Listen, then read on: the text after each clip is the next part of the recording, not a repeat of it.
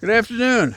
Well, it's raining lightly here, and so my walking and talking may be cut short. So I'll give you the fast bulletin, lest my phone be drowned out. It's in the high 60s. It's overcast. There are reports of rain at 9 o'clock. This is 5:30. We're getting rain now. And the story of the day is what the hell that judge did in Georgia in the case involving Willis and Wade. And the answer is he came up with nothing. He couldn't find a conflict. He couldn't find a lie. And he really couldn't find an impropriety. So he discussed the appearance of an impropriety. And the appearance was that there was a relationship between two people on the same side without conflict in the prosecutor's office. So, score one for the Trump team for bringing an issue that the judge was amenable to, in my opinion, and that cost us a number of hearings trying to find something, anything, and they came up empty, but the judge still said, there's an appearance of impropriety here, and we can't have Wade on this case. And if you choose to keep Wade, then I think you're going to have to withdraw Ms. Willis from the case. And, like that. So before I began this walk, Wade withdrew as a prosecutor on the case, making the path clear for Willis to continue with the prosecution.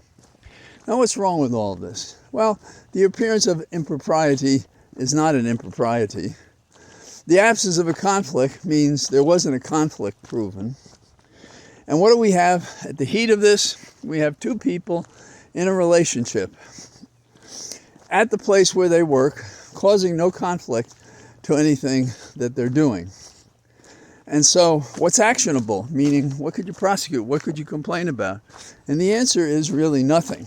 But the judge, when at law school, was the head of the Federalist Society at the law school, and he is a Republican. And deep down in the chambers of his corpuscular structure is a monarchist trying to get out, in my opinion.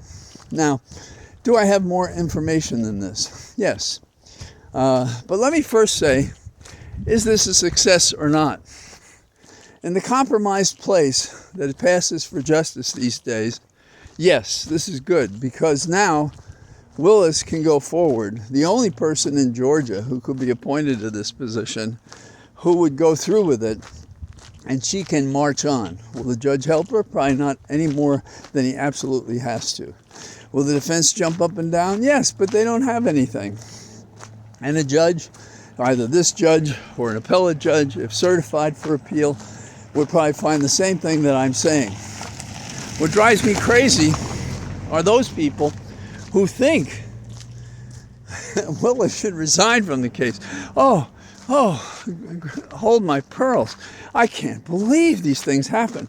Well, I got news for you. Every human on earth, with rare exception, has an intimate relation at some time, in the best of terms. They care for each other. They have an intimate relationship. They have a sexual relationship. And you know what? They keep working at their jobs. In fact, according to a Forbes study, they had something like 40% of those married someone where they worked. So it happens. Hello.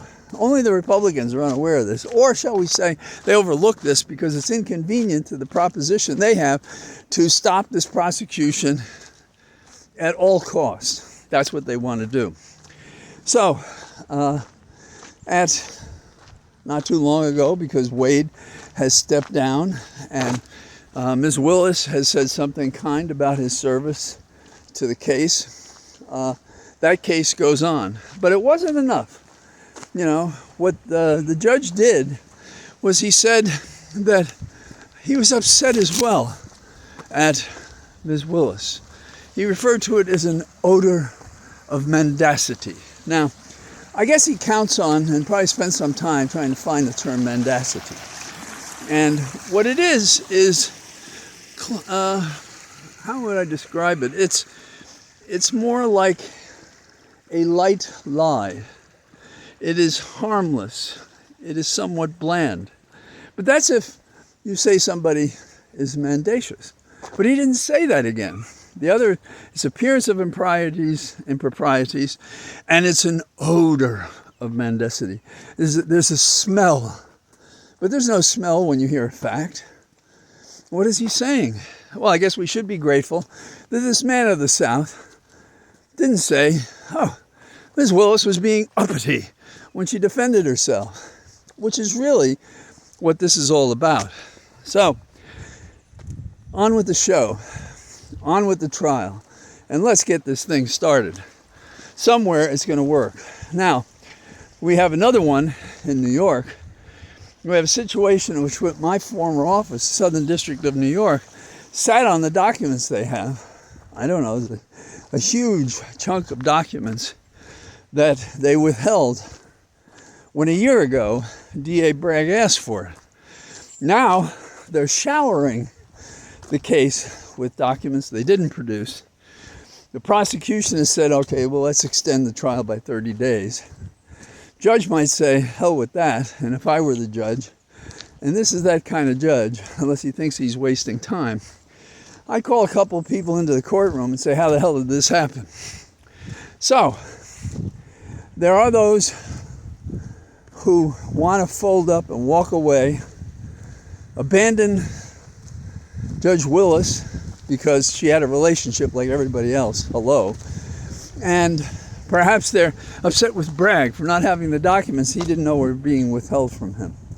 We are not going to win this if we have these pansies saying such things on the air in defiance of the facts that tell us if you don't fight hard and you don't have the resolve to protect and preserve our republic, we're going to lose it. So you people out there who say, oh my God, what did she do? And she exercised bad judgment.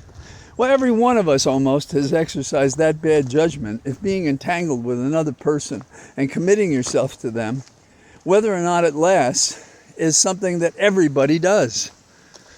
So let's stop the blue law falsity and get on with what we're really involved with, which is the fight for the life of a republic. So with that, while it's still raining slightly, I am going to say goodbye to you from the Cathedral of Trees, and I look forward to talking to you tomorrow. Bye-bye.